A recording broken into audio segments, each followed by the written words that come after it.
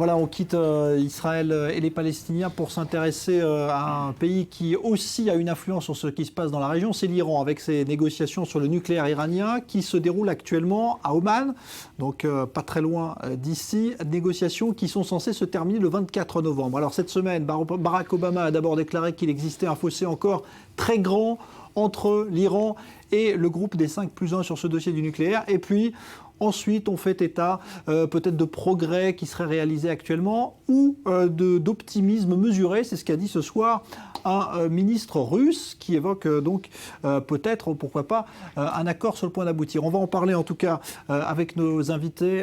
Bonsoir Freddy Eitan, ambassadeur d'Israël. Daniel Haïk, analyste politique, qui est toujours avec nous pour évoquer donc ce dossier puisqu'Israël se préoccupe de ce qui est en train de se passer au premier plan. On va faire un point tout de suite des discussions au cours avec ce sujet d'Elsa Mouri. Deuxième round dans les négociations sur le nucléaire iranien. Ce mardi, les discussions se poursuivent dans la capitale d'Oman, Mascate, mais cette fois-ci en présence des 5+1, Royaume-Uni, France, Russie, États-Unis, Allemagne et Chine, et bien sûr avec de hauts responsables iraniens. Le premier round des négociations s'était déroulé dimanche et lundi exclusivement entre le ministre iranien des Affaires étrangères, Mohammad Javad Zarif, et son homologue américain, John Kerry. 10 heures de discussions bilatérales sans percer sur les principaux points de blocage, la capacité d'enrichissement de l'uranium par l'Iran et le nombre de ses centrifugeuses, et le calendrier de la levée des sanctions internationales. L'Iran continuera certainement l'enrichissement d'uranium. La question tourne autour de l'ampleur de cet enrichissement qui doit être déterminé sur la base de nos besoins pratiques. Alors que les États-Unis doivent faire face à des pressions internes depuis la victoire des Républicains aux élections de mi-mandat, Barack Obama craint que le Congrès ne réclame de nouvelles sanctions pour l'Iran. Autre sujet tendu entre Washington et Téhéran, Israël. L'ayatollah Khomeini a de nouveau appelé à la destruction de l'État israélien. Le chef de ce pays, que certains décrivent comme modéré, l'État islamique d'Iran, a dit dans les dernières 48 heures, premièrement, qu'il appelle à la destruction d'Israël. Ce sont ses mots, pas les miens. Deuxièmement, il a donné 9 moyens et raisons de comment et pourquoi Israël doit être anéanti. Ce sont ses mots, pas les miens. John Kerry a lui-même appelé le Premier ministre israélien pour condamner les propos iraniens sur Israël, tandis que Benjamin Netanyahou a envoyé une lettre au ministre des Affaires étrangères des 5+1, leur rappelant sa ligne politique. Pas d'accord est une meilleure option qu'un mauvais accord. Prochain round des négociations, le 18 novembre, à Vienne. Ce sera la dernière ligne droite pour le match final. La date butoir pour trouver un accord étant fixée au 24 novembre. Alors, crainte des Israéliens de voir les Américains négocier un accord à tout prix avec l'Iran et peut-être même normaliser les relations diplomatiques entre les deux pays. C'est la question justement que l'on vous a posée aujourd'hui via notre site internet i24news.tv et réponse avec vous, Leslie Rezouk, bonsoir. Bonsoir Jean-Charles. Aujourd'hui, les négociateurs iraniens et ceux du groupe des 5+1 tentent d'avancer sur le dossier du nucléaire, mais il semble que les pourparlers bloquent sur la question de l'enrichissement d'uranium et sur la levée des sanctions. Pourtant, les États-Unis souhaitent parvenir à un consensus avec Téhéran et c'est donc la question que nous avons posée aujourd'hui à nos internautes. Barack Obama est-il prêt à conclure un accord à tout prix avec l'Iran? Alors regardons ensemble tout de suite les résultats de notre sondage. Résultat sans appel, comme vous le voyez, avec 77% de oui pour seulement 18% de non. Nos internautes estiment que le président américain est prêt à faire de nombreuses concessions face à la République islamique pour parvenir à un accord. Pour Hector G, étant donné la claque électorale que vient de recevoir Obama, il est obligé de redorer son blason avec sa politique extérieure. Pour les Américains, renouer avec l'Iran serait un coup d'éclat spectaculaire. Et en effet, je vous rappelle que les deux pays n'entretiennent plus de relations diplomatiques depuis 1979. Charles Milani ajoute quant à lui que le président américain veut clore définitivement le dossier du nucléaire, à la fois pour le symbole que représente un accord avec l'Iran, mais aussi pour régler les autres dossiers brûlants dont il a la charge. Malgré tout, ils sont 18%, comme je vous le disais, à considérer que Barack Obama n'est pas prêt à tous les compromis. Certains points restent non négociables. Les États-Unis ne prendront jamais le risque de voir se développer un Iran nucléaire avec leur aval implicite, souligne Léa Grimbert dans notre 3e commentaire. Cela serait fatal à leur image. Enfin, selon Paul Ayot, comme vous le voyez sur l'écran, les Américains doivent rester fermes face à Téhéran. S'ils ne le faisaient pas, ils bouleverseraient tout le Moyen-Orient, une politique contre-productive à laquelle n'est pas prête Obama. Voilà donc Jean-Charles pour les avis de nos internautes ce soir et je vous rappelle que vous êtes toujours invités à voter sur notre page internet www.i24news.tv et puis n'oubliez pas de voter sur les réseaux sociaux, sur Facebook mais aussi sur Twitter. Merci Leslie Rezoug. Alors Freddy Ethan, on a l'impression, même les Américains le disent, même s'ils font preuve de bonne volonté dans ces négociations, que personne n'arrivera à s'accorder d'ici le 24 novembre. Je crois qu'on va arriver à l'arracher, à un accord, même après la date butoir du 24 novembre, parce que c'est la stratégie d'Obama. Et je crois que nos avis de nos téléspectateurs le disent d'une façon plus ou moins nette et clairement. C'est l'impression, puisque la grande majorité y pense aussi. Mais je ne crois pas qu'Obama va signer un accord à tout prix. Obama non plus ne va pas signer un mauvais accord. Il ne faut pas oublier qu'Obama n'est pas le seul. Il y a 5 pays permanents donc, du Conseil de sécurité, plus l'Allemagne.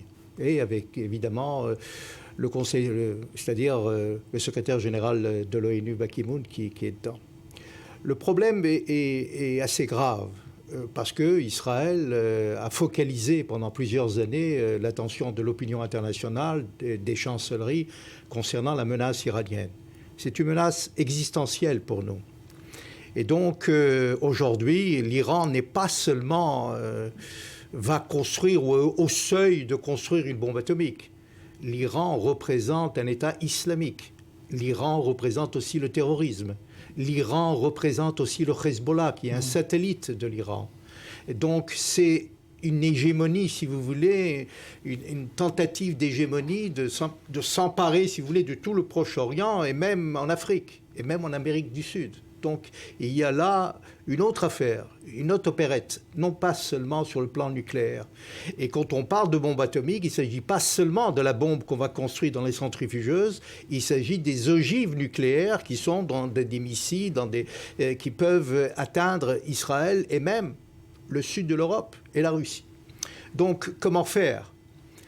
Il est clair que la position doit être ferme pour l'inspection. Jusqu'à présent, l'Iran a trompé l'opinion internationale et a trompé les inspecteurs. Quand les inspecteurs arrivent, selon le traité traité non de prolifération, il y a une clause, la clause 77, qui dit que l'Iran devrait avertir 24 heures à l'avance. Mais l'Iran dissimule à chaque fois, et on le sait. Si c'est à Natas, si c'est à Boucher, si c'est dans des autres sites nucléaires, il y en a plusieurs. Et contrairement à la bombe atomique ou du site central nucléaire Made in France en Irak, qui avait une seule centrale nucléaire, là, il y en a plusieurs. On parle d'une vingtaine qui sont dissimulées ici et là et souterrains. Donc c'est encore plus difficile pour les inspecteurs de voir. Donc si on a des garanties, des gages de l'AIEA, c'est-à-dire de l'Agence internationale pour l'énergie atomique et des inspecteurs, alors sur le terrain, on peut plus ou moins arriver. Maintenant, le problème aussi, parce que cela, il faut contrebalancer contre la levée des sanctions. Et ce que demande et ce que désire évidemment l'Iran, ce que souhaite l'Iran à tout prix. L'Iran a été isolé, il est en quarantaine dans tous les domaines, donc elle veut sortir donc, de cet isolement, a besoin d'avoir une certaine garantie comme quoi la levée des sanctions. Il ne faut pas lever les sanctions tout à coup, automatiquement. Non, il faut le faire graduellement. Il faut geler les avaloirs. Ça a été fait un petit peu pour l'instant. Mais l'Iran voudrait plus. Oui. Daniel, il y a une inquiétude des Israéliens, du gouvernement israélien, qui peut se sentir lâché parfois par son allié américain, même si là, il y a eu des paroles rassurantes. Je pense qu'il faut rappeler la position israélienne, et c'est la position qui est véhiculée par Binyamin Netanyahou. C'est une position qui est, il faut l'avouer, pour certains controversée en Israël, mais qui est une position jusqu'au boutiste. C'est-à-dire 0 centrifugeuse, 0% d'enrichissement d'uranium, et effectivement, un mauvais accord est moins... On en est loin pour l'instant de ce que... Alors oui, c'est ça, donc on en est loin. Pas d'accord vaut mieux qu'un mauvais accord. Et ce message, quelque part, on a le sentiment qu'il n'est pas réussi à à passer. Il n'a pas franchi en fait, les portes de la Maison-Blanche. On a au contraire le sentiment que Barack Obama, dans la constellation actuelle dont on parlait, cette constellation régionale de durcissement de ces organisations terroristes, de Daesh, de Al-Qaïda, eh bien, Barack Obama est prêt à pactiser quasiment à tout prix, je dis quasiment à tout prix, pardon, avec Téhéran, dans le cadre d'une éventuelle coalition qui lui permettrait de détruire Daesh. Et là, quelque part, il y a un problème véritable pour Israël. Si les États-Unis pactisent se rapprochent de l'Iran à tel point qu'ils arrivent à pactiser pour combattre ensemble Daesh, et que là, cela conduise à peut-être un effritement de la position officielle américaine concernant le nucléaire iranien, mais là, il y a un danger pour Israël. C'est-à-dire, d'un côté, Israël pourrait bénéficier du fait que Daesh soit affaibli ou soit détruit, mais d'un autre côté, Israël se retrouverait face à un Iran qui serait au seuil du nucléaire, ou peut-être même plus qu'au seuil du nucléaire, et c'est ce que redoute Benjamin Netanyahou. Est-ce que le Congrès nouvellement élu aux États-Unis, républicain, donc qui est hostile évidemment à cet Iran nucléaire, peut jouer un rôle, peut faire pression à son tour sur Barack Obama ou pas, selon vous? Il peut faire pression après le 24 et non pas avant. Donc c'est pour ça qu'Obama accélère, et c'est le sprint final, si vous voulez, d'arriver à un accord, pas coûte que coûte, mais un accord le moins mauvais possible, si on peut dire. Il faut rappeler quand même l'histoire un peu de ce nucléaire iranien. Vous savez qu'en 1953, c'est le président Eisenhower, américain, qui a proposé donc au Shah d'Iran de l'époque donc d'avoir une centrale nucléaire, donc d'avoir une énergie nucléaire évidemment à des fins pacifiques et non pas militaires. Et plus tard, c'est les Russes qui ont à Boucher construit. Et puis plus tard, on a vu comment les Iraniens eux-mêmes parlaient des Pakistanais, parlaient de la Corée du Nord, etc. Ce que nous souhaitons, et ce que les Américains ne veulent pas, c'est ne pas revenir sur le scénario nord-coréen. Parce que la Corée du Nord aussi a essayé, vous savez, il y a eu des négociations et tout ça, mais en 1994, après avoir signé tel et tel accord, ce qui s'est passé, c'est qu'il y a eu la première bombe qui a été un essai nucléaire donc, de la Corée du Nord et qui a évidemment bafoué et a violé non seulement le traité, mais s'est moqué donc du monde entier. Donc nous souhaitons que ce ne sera pas la même chose. Et c'est là qu'il faut éviter à tout prix. Maintenant, il faut voir aussi d'une manière beaucoup plus... et Daniel Haïk a parlé aussi de ce lien, si vous voulez, dans le combat de la coalition contre Daesh, contre l'organisation de l'État islamique. Pour les Américains, il faut faire une séparation. Il ne faut pas lier les deux aspects. Mais évidemment, cela se lie. Il ne faut pas oublier que les islamistes sont des chiites. Et donc, il y a une bataille, une guerre entre sunnites et chiites. Et si l'État islamiste est sunnite, il veut effectivement un jour, s'il va établir un califat, cela aussi sera en Iran. Donc là aussi, il y a un autre problème qui n'est pas peut-être lié directement, mais c'est aussi... Autre chose qu'il faut dire dans ce contexte, vous savez, la France joue un rôle assez important. Parce que la France, qui a commis une erreur à l'époque avec Giscard d'Estaing, par exemple, en offrant à l'Irak cette centrale nucléaire et qui a hébergé Ayatollah Khomeini, on le sait, à Neuf-le-Château.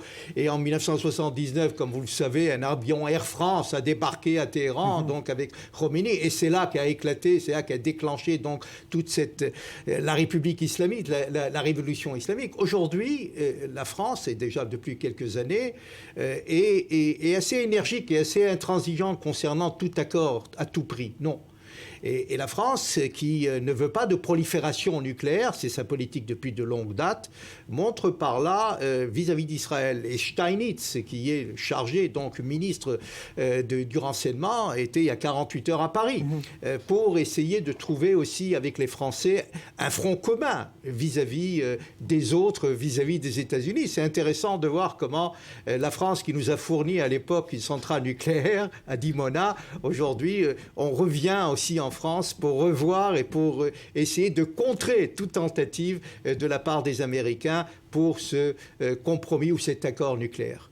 Alors ça c'est... Oui, Daniel. Je crois que pour revenir à la position israélienne, il doit y avoir une véritable frustration de la part du Premier ministre Benjamin Netanyahou, qui jusqu'à il y a, on va dire, 1 an et demi, avait réussi effectivement à insuffler l'importance cardinale de la menace du nucléaire iranien au sein de la communauté internationale. Et puis on a vu que la nouvelle politique de Barack Obama, à partir du moment où on a négocié, où il y a eu l'accord sur le désarmement chimique de l'Iran, de la Syrie, et donc cette politique de négociation à outrance des Américains, on a vu que peu à peu, Benjamin Netanyahou perdait du terrain. On n'est plus dans une perspective, par exemple, d'une potentielle opération militaire israélienne contre les installations nucléaires iraniennes.